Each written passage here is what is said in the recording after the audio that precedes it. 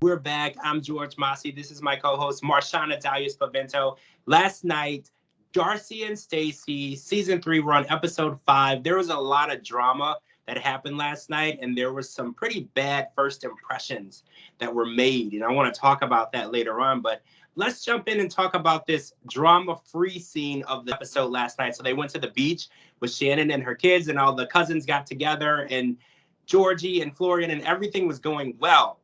That was short-lived last night. So the beach scene was good, but we actually ended up a meeting between Michael Benz and Georgie and Florian and Darcey and Stacey. And there's a lot to break down because I'm kind of disappointed in how she didn't stand up and stand by her man and defend him during that fight. So let's just get a little into what happened. So first of all, after the drama-free beach day, they blindside the guys and say, oh, by the way, Aspen and Inigo are going to be leaving with Shannon, and Michael Benz is showing up. So they were blindsided. They didn't have time to run. They didn't have time to prepare. This meeting was kind of sprung on Georgie and Florian. And we already know how Florian feels about Michael Benz. He has made it very clear, I don't like him. I don't want to be his friend. We're not going to have a relationship, and I'm sick of hearing his name. So we already knew how that interaction was going to go. So Michael arrives, and he comes on strong. I think everybody knows from his appearance, he comes on strong. He comes in hot. He has attitude about him. So he comes in, he confronts the boys one by one. Florian actually handles it really well. He doesn't lose his temper. He keeps his cool. Florian is a cool, calm guy. So I feel like he had that going for him. But Georgie was basically like, look, if you want to check me, come over here and check me. And it got pretty heated, talking about finances, debt, things that I feel like Michael Benz probably shouldn't have known prior to meeting Georgie. That is very personal information that you should not divulge to people who you don't know. So I think Darcey, that's an issue. If you love Georgie and you want to make it work with Georgie, you shouldn't be going around talking bad about him. Georgie made a good point last night where he said, how can you expect your friends to like me if when you talk to them, you're trashing me? Like, they're not gonna like me. If this Michael Benz guy, is so important to Darcey and Stacey, where they liken him to a brother, he is akin to a brother. And wouldn't you want your brother to get along with your spouse, your significant other? You would not set them up for disaster this way. I feel like Darcey, Stacey, we love you guys, but this scene, the way it played out, us from the outside looking in, it really just looks like you offered them up on a silver platter to Michael Benz. And Michael Benz was all too happy to accept the charge. Like, he was ready. He's like, I love a fight. Sign me up for the fight. Where's the fight? I like to fight, and he just signed right up for the fight. And he was just all too excited to kind of start devouring into them. Now, again, I'm Team Georgie. I say this all the time, and I'm gonna say it every single week. What did Georgie do? Nothing. Georgie is guilty of no crime. If somebody would have known me and they see me out, they would swear to God I had a ton of credit card debt. Why? Because I don't use my debit card anywhere. Okay. I think it's a fraud risk. Okay. One time my debit card number was skimmed. That did it for me. So I use my credit card everywhere, and I earn cash back and I pay it off. I never carry off a balance. I don't spend what I don't have. But if somebody were looking at me and they saw me swipe my credit card everywhere, they would probably assume that I have a ton of credit card debt. So we don't know Georgie's finances just because Darcey says that she sees him swiping a credit card. He probably does what I do, which is something a lot of people do. I love Florian. Cooler heads always prevail, but it's almost not a cool head with Florian. Like, he sits there, he plays it cool, but it's like he does it in a way like, keep trying me. I feel like Florian does have a boiling point and a breaking point. We haven't seen it. We haven't seen him explode. He does a good job of just saying, I'm going to let that slide. I'm going to let that slide. But those people we all know will eventually blow the lid right off, and they're going to snap. And whenever Florian snaps, I don't know when it's going to be. I don't know who's going to be on the receiving end. I don't want to be around because you can already tell, like, he'll let cooler heads prevail, but you can already tell Florian is not here for the nonsense. He is not here for it. And Michael was about to find out. I get it. It's a reality show. The cameras are filming. People want to cream their feathers a little bit, give a little pomp and circumstance, give a little showmanship, right? And all of us at home, we don't want to watch a boring show, right? So, hey, some people will sit here and complain. I saw it on Twitter last night, like, oh my God, Michael's doing too much. And I do think Michael was doing too much. Don't get it twisted. But do we want to sit down and watch a show where, like, there's no excitement and drama? So blame us, the viewers, for people having to give us what we asked what we for. want, right? He probably went in a little too pumped up, and he was there to give us what we wanted. That's probably not the interaction that he would have had with them if there wasn't a camera on them during that interaction. But that's the interaction that he probably thought we wanted to see. And we were there for it. I was there for it. I was waiting to see who was going to jump off the hoop first. So we were there for it. So guys, it is what it is. Oh, and Shannon said something last night that caught my attention. So Darcey has been married before. She was married for 8 years. They were actually together for 10 years. She's the father of Anigo and Aspen.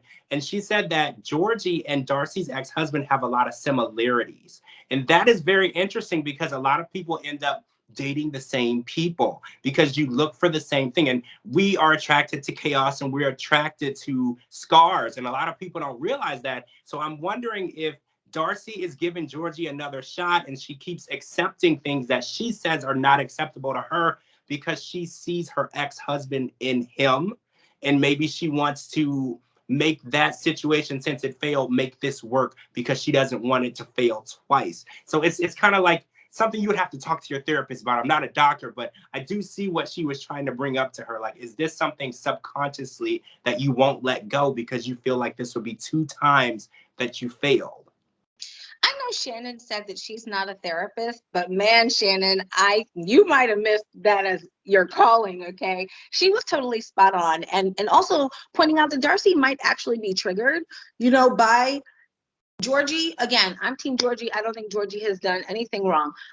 So maybe she's, I think, being harder on Georgi than what the situation actually calls for, because in her mind, she's probably, associating Georgi with her ex, and that's not the case. Accept Georgi for who he is, how he's presenting to you today, and the effort and the love that he's showing you today. And I think that if she can look at that, compartmentalize it and just deal with Georgi as Georgi, she would see that Georgi is actually really good for Darcey. I like them together, Darcey says she wants love, and I think she's found it. Now, she also brought up like drive, ambition, all of those things. I don't think that Georgi lacks drive. I think the pandemic was hard on a lot of people, and it really separated the wheat from the tares. If you were not a person who could work remotely, the pandemic hit you harder, So I feel like because he is a massage therapist where you physically have to go, you can't work remotely as a massage therapist. Even going into somebody's home on a house call in the middle of a pandemic can be dangerous. So I just think that the pandemic affected him differently because of the nature of his work, not because he is not a motivated person. And Darcey talks about drive and everything. And rather than looking for drive from everyone else, I love that now, finally, after all these seasons of me like cheering Darcey and Stacey on from the sidelines, I see them having that drive with getting House of 11 to where it needs to be and having this fashion show at Miami Fashion Week, which is a big deal. So like, I want to see drive from them, I don't want to hear them like worried about these men. I know that Florian is Stacey's husband. I get it. Like, they're married now. But like, there was Georgi and there's been exes with Darcey. And it's like, don't focus so much on them. Focus on you. Build your brand. Darcey even said she looked at Shannon and she looks up to her and, her husband. And they're like such a power couple. And it's like, Darcey and Stacey, let's bring you guys to where you always should have been. I feel like this needs to be every season. It doesn't need to be they're in Miami Fashion Week this time. Everything is a Miami Fashion Week. You all need to be there. You all need to be a swim week. House of 11 can be a brand that can sell, and outpace like other, wonderful brands that we love, online boutiques. So let's get that drive going for you girls. You are bosses. Be bosses. And I want to say this real quick. If she says, I want to give Georgi a second chance. If you want to give Georgi a second chance, you have to believe in him. Don't say, I need you to change and I need you to show me change at my pace. You know, if he's going to work on himself and he's going to change, give him that chance and then give him the opportunity to make the strides. I feel like she keeps saying, I'm giving you another chance, but then she doesn't give him an opportunity to make the strides I agree. So I think he needs that time. It's out of respect. If you're going to give someone a second chance, you can't judge them immediately right after you give them that second chance. You have to give them a chance to work at it. And after that meeting, the twins decided to send the boys on a crocodile trip.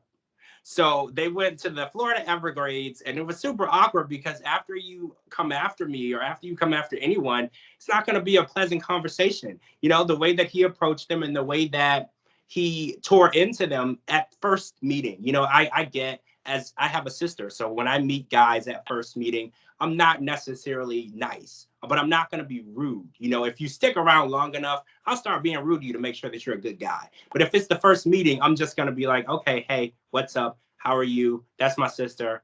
I'm watching you. You know, but it was more than that. So they did agree to put their issues aside and try to get along for the girls. But I'm going to be honest. I'm not going to think that it's a good idea to leave Georgie and Michael alone. I wouldn't leave them alone. I would keep my eye on them because one wrong word, I feel like Georgie might take a swing, you know, because he's doing what he wants to do to make Darcey happy, but at the same time, he doesn't want to be disrespected. And I feel like when Georgie felt disrespected, we saw the way he reacted, and I understand 100%. When you're there and you're being verbally attacked and you're also not being defended, that is a very tough situation to be in. Yeah. I mean, Darcey didn't offer a word, or nor did Stacey in either one of their defenses, and it didn't feel good. But you know, I don't think that Georgie felt disrespected. He indeed was disrespected. Like Michael was straight disrespectful. And then listen, I live in the Everglades. Okay, we have a lot more than alligator out here. We've got bear, we've got bobcat, and we've got panthers. This is not the place you really want to bring somebody that you're upset with. That's what I said. I was like, I wouldn't get on a boat in case they want to throw me over after I spoke to them. Absolutely. I was going for exactly what I thought. I was like, that's the last place I'm going, in the crocodile alley with two people that don't like me. Not gonna happen. I'm telling you, I live in the Everglades, and on the walk the other day, there was an alligator just chilling. This is not the place that you really want to do that with, but hey, it made for good television, and it was really nice and fun to see them do that. But overall, I like where the season is heading. I like to see them going in a more positive direction. I feel like she said to Georgie before in previous seasons, like, I want to see you more with the family and with the girls. And we've seen even in previous relationships where Darcey has really asked for that. She's really tried to include her girls because she's a mom and she loves them and she really wants them to be involved. And we've seen her do that season after season. And now here's a guy who's actually making effort with her children. And I hope that she can see it, you know, as a good thing. I hope so. I hope she sees the strides he's making. He really is making strides. You have to watch and give people a chance. Don't always criticize. All right, guys. Oh, and next week we're going to finally see the Fashion Week show. I'm so excited. So I saw previews for it. We did see the casting call last night, which looked really fun. It was a cool casting call. I can't wait to see them do the actual show. And we see the actual fashion line that they're introducing at Miami Fashion Week. All right, guys. That's it for the Darcey and Stacey podcast. I'm George Mossey. This is my co-host, Marshana, Dahlia. Make sure you're following us both on Twitter, and we will talk to you guys really soon.